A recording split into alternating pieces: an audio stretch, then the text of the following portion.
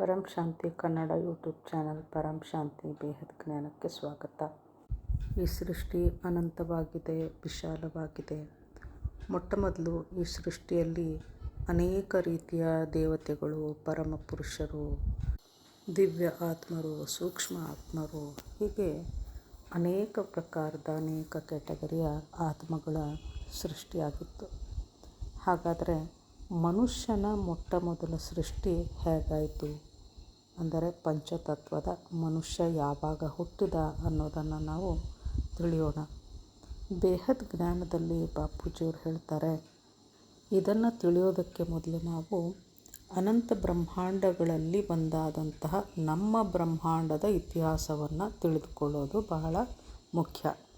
ಈ ಬ್ರಹ್ಮಾಂಡದ ರಚನಾಕಾರ ಮಹಾಶಿವ. ಇದನ್ನು ನಾವು ನೆನಪಿನಲ್ಲಿಡಬೇಕು.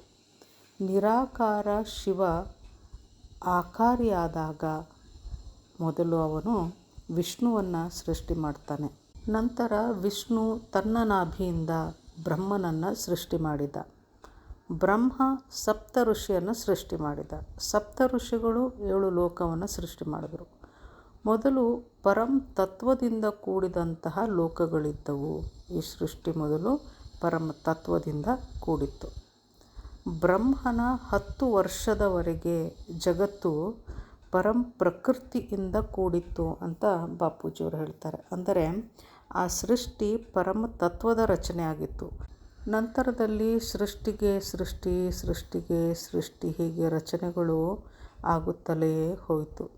ಮೊದಲು ಪರಂ ಪ್ರಕೃತಿ ಮತ್ತು ಪರಂ ಪುರುಷರ 3 ತತ್ವದ ಶರೀರ ಅಂತಂದರೆ ಆ ಪರಮ ಪ್ರಕೃತಿ ಮತ್ತು ಪರಮ ಪುರುಷರ ಶರೀರ ಪರಮ ಆಕಾಶ, ಪರಮ ವಾಯು ಮತ್ತು ಪರಮ ಅಗ್ನಿಯಿಂದ ಈ 3 ತತ್ವದಿಂದ ಅವರ ಶರೀರ ರಚನೆಯಾಗಿತ್ತು. ಅವರಿಂದ ರಚನೆಗಳು ಮುಂದುವರಿಯುತ್ತಾ ಹೋಗಿ ಈ ತತ್ವಗಳಲ್ಲಿ ಡೌನ್ಫಾಲ್ ಆಗುತ್ತಾ ಹೋಯಿತು.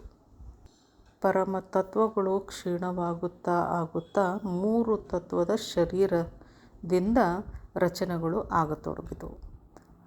ಅವರಲ್ಲಿ ಕೇವಲ ಅಂತಂದರೆ 3 ತತ್ವದಲ್ಲಿ ಕೇವಲ ಆಕಾಶ, ವಾಯು ಮತ್ತು ಅಗ್ನಿ ಮಾತ್ರ ಉಳಿದುಕೊಂಡಿತು. ಅಂದರೆ ಪರಮತತ್ವ ಅನ್ನೋದು ಹೋಗಿ ಕೇವಲ ತತ್ವಗಳು 3 ತತ್ವಗಳು ಉಳಿದುಕೊಂಡವು.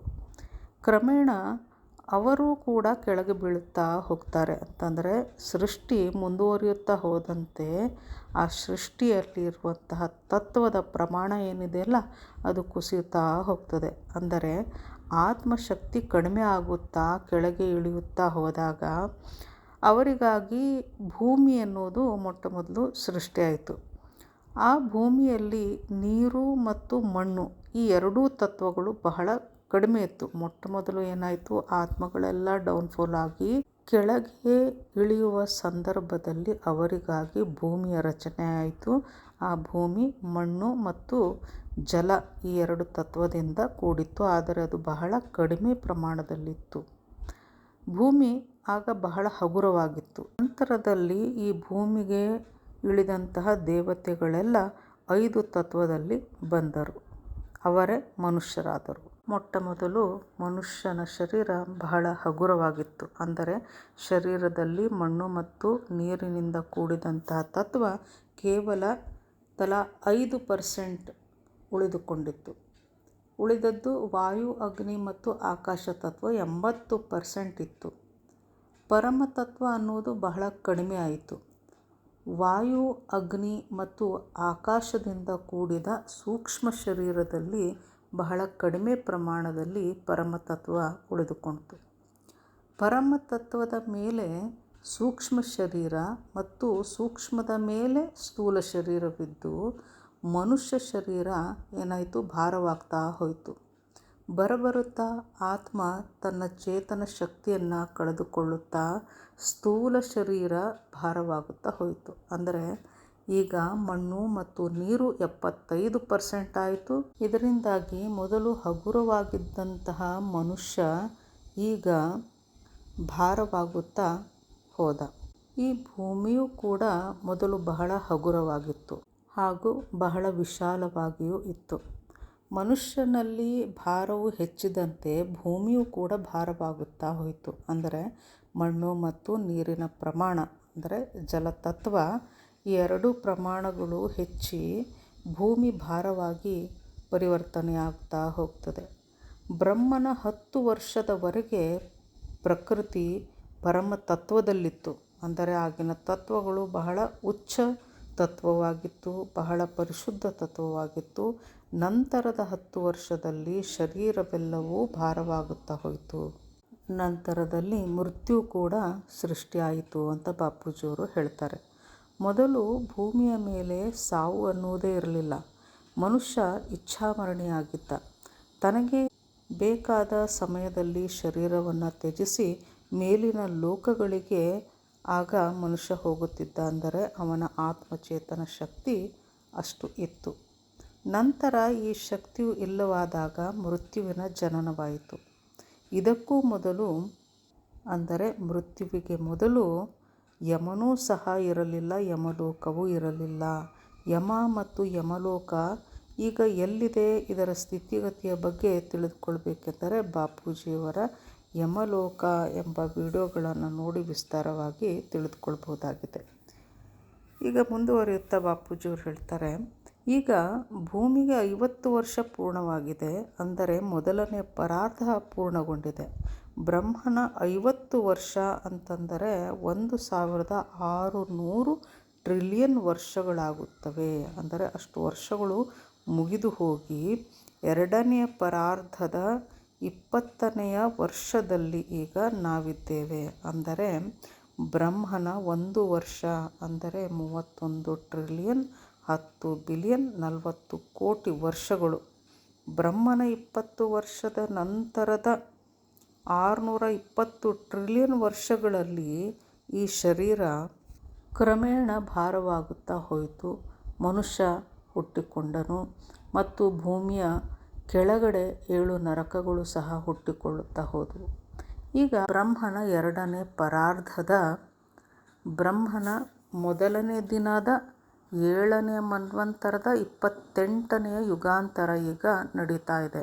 ಹೀಗಾಗಿ ಪಂಚತತ್ವಗಳು ಭಾರವಾಗಿ ಮನುಷ್ಯನ ಶರೀರ ಇಂದು ಬಹಳವೇ ಕೆಳಮಟ್ಟಕ್ಕೆ ಇಳಿದು ಹೋಗಿದೆ, ಅಧೋಗತಿಗೆ ಇಳಿದಿದೆ. ಮನುಷ್ಯನ ಕೆಟಗರಿ ಡೌನ್ ಆಗುತ್ತಾ ಹೋದಂತೆ ಮೃತ್ಯು ಅನ್ನುವುದು ಹುಟ್ಟಿತು, ನರಕಗಳು ಹುಟ್ಟಿದವು, ಯುಗಗಳು ಸಹ ಆರಂಭವಾದವು. ಯುಗ ಯುಗದಲ್ಲಿ ಮನುಷ್ಯನ ಶರೀರ ಅವನ ಮನಸ್ಸಿನ ಮತ್ತು ಸ್ವಭಾವದ ಪವಿತ್ರತೆಯ ಆಧಾರದ ಮೇಲೆ ಶರೀರ ಶುದ್ಧವಾಗಿ ಇರ್ತಾ ಇತ್ತು. ಸತ್ಯಯುಗ, ತ್ರೇತಾಯುಗ, ದ್ವಾಪರ, ಕಲಿಯುಗ ಯುಗಗಳ ಚಕ್ರಗಳು ಉರುಳುತ್ತಾ ಹೋದಂತೆ ಶರೀರ ಮತ್ತು ಮನುಷ್ಯನ ಮಾನಸಿಕ ಸ್ಥಿತಿಗತಿಯು ಸಹ ಬದಲಾಗುತ್ತಾ ಹೋಯಿತು. ಸೃಷ್ಟಿಯು ಮನುಷ್ಯನ ಆತ್ಮಶಕ್ತಿಯಂತೆ ಕೆಲಸ ಮಾಡುತ್ತದೆ ಅಂತ ಬಾಪೂಜಿಯವರು ಹೇಳ್ತಾರೆ. ಮನುಷ್ಯನಿಗೆ ಏನೆಲ್ಲ ಅವಶ್ಯಕತೆ ಬೀಳುತ್ತಾ ಹೋಯಿತೋ ಪ್ರಕೃತಿಯು ಅದನ್ನೆಲ್ಲ ಕೊಡುತ್ತಾ ಹೋಗುತ್ತಾಳೆ. ಮನುಷ್ಯನ ಮನಸ್ಸು ಸತ್ಯಯುಗದಲ್ಲಿ ಶುದ್ಧವಾಗಿತ್ತು, ಆತ್ಮನಲ್ಲಿ ಶಕ್ತಿ ಇತ್ತು. ಹೀಗಾಗಿ ಪ್ರಕೃತಿಯು ಸಹ ಕಾಲ ಕಾಲಕ್ಕೆ ಮಳೆ ಬೆಳೆ ಕೊಟ್ಟು ಸಮೃದ್ಧವಾಗಿ ಮನುಷ್ಯನನ್ನು ಇಡ್ತಿದ್ಲು. ಬರಬರುತ್ತಾ ಇಂದಿನ ಕಲಿಯುಗದಲ್ಲಿನ ಪರಿಸ್ಥಿತಿಯ ಬಗ್ಗೆ ಹೇಳುವ ಅವಶ್ಯಕತೆ ಇಲ್ಲ, ನಾವೆಲ್ಲ ಅದನ್ನು ಕಾಣ್ತಾ ಇದ್ದೇವೆ. ಮನುಷ್ಯನ ಮನಸ್ಸಿನ ವಿಕಾರಗಳು ವಿಕೋಪಕ್ಕೆ ಹೋದಂತೆ ಪ್ರಕೃತಿಯ ವಿಕೋಪಗಳು ಸಹ ಸೃಷ್ಟಿಯಾಗುತ್ತಾ ಹೋಗುತ್ತವೆ. ವಾಯುಮಂಡಲ ವಿಷಪೂರಿತವಾಗುತ್ತಾ ಹೋಗುತ್ತದೆ, ಆತ್ಮಶಕ್ತಿ ಸಂಪೂರ್ಣ ಕುಸಿಯುತ್ತಾ ಹೋಗುತ್ತದೆ. ಎಲ್ಲಿಯವರೆಗೆ ಆತ್ಮನಲ್ಲಿ ಪರಮ ತತ್ವ ಬರುವುದಿಲ್ಲವೋ ಈ ಸೃಷ್ಟಿ ಹೀಗೆಯೇ ಕೆಳಗಿನ ಸ್ತರಕ್ಕೆ ಇಳಿಯುತ್ತಾ ಹೋಗುತ್ತದೆ. ಈ ಪರಮ ತತ್ವವನ್ನು ಮನುಷ್ಯ ಪಡೆಯಬೇಕು ಅಂತಂದರೆ ಆತ್ಮಜ್ಞಾನ ಒಂದರಿಂದಲೇ ಸಾಧ್ಯ. ಆತ್ಮಜ್ಞಾನ ಮತ್ತು ಧ್ಯಾನ ಇದಕ್ಕೆ ಪ್ರಮುಖ ಸ್ಥಾನವನ್ನು ನಾವು ಕೊಡಬೇಕು. ಆಗಲೇ ಪುನಃ ಈ ಭಾರವಾದಂತಹ ಪಂಚತತ್ವದ ದೇಹದಿಂದ ಮನುಷ್ಯ ಆತ್ಮರೆಲ್ಲರೂ ಪರಮತತ್ವದ ಶರೀರಕ್ಕೆ ಹೋಗಲು ಸಾಧ್ಯ. ನಮ್ಮ ಬ್ರಹ್ಮಾಂಡದ ಆದಿ ಪರಂಪುರುಷ ಶಿವ, ಅವನು ತನ್ನೊಳಗಿನಿಂದ ಆದಿಶಕ್ತಿ ಅಂದರೆ ಪರಂ ಪ್ರಕೃತಿಯನ್ನು ಸೃಷ್ಟಿ ಮಾಡಿದ. ಇವರಿಬ್ಬರು ಸೇರಿ ವಿಷ್ಣುವನ್ನು ಹಾಗೂ ವಿಷ್ಣು ತನ್ನೊಳಗಿನಿಂದ ಲಕ್ಷ್ಮಿಯನ್ನು ಹಾಗೂ ಇವರಿಬ್ಬರು ಸೇರಿ ಅಂದರೆ ವಿಷ್ಣು ಮತ್ತು ಲಕ್ಷ್ಮಿ ಇವರು ಸೇರಿ ಬ್ರಹ್ಮನನ್ನು ಮತ್ತು ಬ್ರಹ್ಮನು ಸರಸ್ವತಿಯನ್ನು ಸೃಷ್ಟಿ ಮಾಡಿದ. ಸೃಷ್ಟಿಗೆ ಸೃಷ್ಟಿಯಾಗುತ್ತಾ ಆಗುತ್ತಾ ಸಂಖ್ಯೆಯು ಅಸಂಖ್ಯವಾಗುತ್ತಾ ಹೋಗಿ ಪ್ರಳಯದಲ್ಲಿ ಸೃಷ್ಟಿ ವಿನಾಶವಾಗುತ್ತಾ ಹೋಯಿತು. ಅಂದರೆ ಸೃಷ್ಟಿ ಅತಿ ಆದಾಗ, ಹೆಚ್ಚಾದಾಗ ವಿನಾಶ ಸಹ ಹುಟ್ಟಿಕೊಂಡಿತು. ಕೆಲ ಆತ್ಮರು ಆತ್ಮಶಕ್ತಿಯನ್ನು ಹೆಚ್ಚಿಸಿಕೊಂಡು ಮೇಲಿನ ಲೋಕಕ್ಕೆ ಹೋಗುತ್ತಾರೆ, ಮತ್ತೆ ಆತ್ಮಶಕ್ತಿಯನ್ನು ಕಳೆದುಕೊಂಡು ಕೆಳಗೆ ಇಳಿಯುತ್ತಾರೆ. ಇಳಿದಾಗ ಮತ್ತೆ ಚತುರ್ಯುಗಗಳು ಈ ಚಕ್ರದಲ್ಲಿ ಸಿಲುಕಿಬಿಡುತ್ತಾರೆ. ಹೀಗೆ ಮೊದಲು ಮೇಲಿದ್ದ ಆತ್ಮ ಕೆಳಗಿಳಿದು ಮನುಷ್ಯರಾಗುತ್ತಾ ಹೋದರು. ಮಂಗನಿಂದ ಮಾನವನಾಗಲಿಲ್ಲ. ಇದನ್ನು ನಾವು ಚೆನ್ನಾಗಿ ಅರ್ಥ ಮಾಡಿಕೊಳ್ಬೇಕು. ಆದರೆ ಏನ್ಷಿಯಂಟ್ ಏಲಿಯನ್ಸ್ನಲ್ಲಿ ಬಹಳಷ್ಟು ಕಡೆ ಮನುಷ್ಯನ ಅರ್ಧ ಶರೀರ, ಅಂದರೆ ಅರ್ಧ ಮನುಷ್ಯ ಮತ್ತು ಇನ್ನರ್ಧ ಶರೀರ ಪ್ರಾಣಿಗಳದ್ದು, ಹೀಗೆಲ್ಲ ಚಿತ್ರಿಸಿದ್ದಾರೆ. ನಮ್ಮ ಶಾಸ್ತ್ರಗಳಲ್ಲಿ ಹನುಮಂತ, ನರಸಿಂಹ ಅವತಾರ ಇವೆಲ್ಲ ಇವೆ. ಅಂದರೆ ಬೇರೆ ಬ್ರಹ್ಮಾಂಡಗಳಿಂದ ಬರುವ ಉನ್ನತ ಶ್ರೇಣಿಯ ಆತ್ಮರು ಭೂಮಿಗೆ ಬರುವಾಗ ಪಶುಗಳಂತಹ ಅಥವಾ ಪಕ್ಷಿಗಳಂತಹ ದೇಹವನ್ನು ಪಡೆದು ಬಹಳ ದೂರದ ಯೂನಿವರ್ಸ್ಗಳಿಂದ ಬರ್ತಾಯಿದ್ರು. ಇವರು ನಮ್ಮ ಬ್ರಹ್ಮಾಂಡದವರಾಗಿರಲಿಲ್ಲ. ಹೀಗೆ ಸೂಕ್ಷ್ಮ ಲೋಕದಲ್ಲಿ ಸಹ ಅನೇಕ ರೀತಿಯ ಆಕಾರಗಳಲ್ಲಿ ಆತ್ಮರಿದ್ದಾರೆ. ಎಲ್ಲರ ರೂಪ, ಬಣ್ಣ ಎಲ್ಲವೂ ಬೇರೆ ಬೇರೆಯಾಗಿದೆ. ಯಥಾ ಬ್ರಹ್ಮಾಂಡೇ ತಥಾ ಪಿಂಡೇ, ಅಂದರೆ ಆಯಾ ಬ್ರಹ್ಮಾಂಡದ ವಾತಾವರಣಕ್ಕೆ, ವಾಯುಮಂಡಲಕ್ಕೆ ಅನುಕೂಲವಾಗುವಂತೆ ಅಲ್ಲಿಯ ಶರೀರಗಳಿವೆ. ಈ ಸೃಷ್ಟಿ ಅನಂತವಾಗಿದೆ, ವಿಶಾಲವಾಗಿದೆ. ಇದನ್ನೆಲ್ಲ ತಿಳ್ಕೊಳ್ಬೇಕು ಅಂತಂದರೆ ಬೇಹದ್ನ ಜ್ಞಾನದ ಮುಖಾಂತರ ತಾವು ತಿಳಿದುಕೊಳ್ಳಬಹುದಾಗಿದೆ. ಇದನ್ನು ತಿಳಿಯಲು ಯೂಟ್ಯೂಬ್ನಲ್ಲಿ ಬಾಪೂಜಿ ದಶರಥ್ ಭಾಯ್ ಪಟೇಲ್ ಎನ್ನುವಂತಹ ಚಾನಲ್ಗೆ ಬಂದರೆ ನಿಮಗೆ ಬೇಹದ್ ಜ್ಞಾನ ಸಿಗುತ್ತದೆ. ಈಗಾಗಲೇ ಈ ಚಾನಲನ್ನು 1,67,00,000 ಹೆಚ್ಚಿನ ಜನ ಇದನ್ನು ಸಬ್ಸ್ಕ್ರೈಬ್ ಮಾಡಿದ್ದಾರೆ. ತಾವು ಸಹ ಈ ಚಾನಲ್ಗೆ ಬಂದು ಬೇಹದ್ ಜ್ಞಾನವನ್ನು ತಿಳಿದುಕೊಳ್ಳಬಹುದಾಗಿದೆ. ಈ ಚಾನಲ್ನಲ್ಲಿ 6,000ಕ್ಕೂ ಹೆಚ್ಚು ವಿಡಿಯೋಗಳಿವೆ. ಬಾಪೂಜಿಯವರ ವಿಡಿಯೋಗಳನ್ನು ನೋಡಿ ಎಲ್ಲ ಸತ್ಯವನ್ನು, ಪರಮ ಸತ್ಯವನ್ನು ಅರಿತುಕೊಳ್ಳಿ. ಹಾಗೂ ಇವರ ಬೇಹದ್ ಜ್ಞಾನವನ್ನು ಭಾರತದ ಎಲ್ಲ ಭಾಷೆಗಳಲ್ಲಿಯೂ ಸಹ ಅನುವಾದ ಮಾಡಲಾಗಿದೆ. ಎಲ್ಲ ಭಾಷೆಗಳಲ್ಲಿಯೂ ಸಹ ಕನ್ನಡವನ್ನು ಸೇರಿಕೊಂಡು ಎಲ್ಲ ಭಾಷೆಗಳಲ್ಲಿಯೂ ಸಹ ತಾವು ಯೂಟ್ಯೂಬ್ನಲ್ಲಿ ಚಾನಲ್ಗಳನ್ನು ಹುಡುಕಿಕೊಂಡು ಜ್ಞಾನವನ್ನು ಪಡೆಯಬಹುದಾಗಿದೆ. ಪರಂ ಶಾಂತಿ. क्या है अस्तित्व का अंतिम सत्य? किसने खोला अनंत ज्ञान का द्वार? 2026 में होगा रहस्य का उद्घाटन. परम शांति, अंतिम परम सत्य. बापूजी दशरथ भाई पटेल के जीवन पर आधारित आध्यात्मिक जीवनी जलरा रही है. जुड़े रहिए. परम शांति सोचो, बोलो परम शांति. Join us daily for our morning live meditation, Monday to Saturday, 5:30 to 6:30 a.m. Join us daily for live meditation, 10 p.m. to 11 p.m.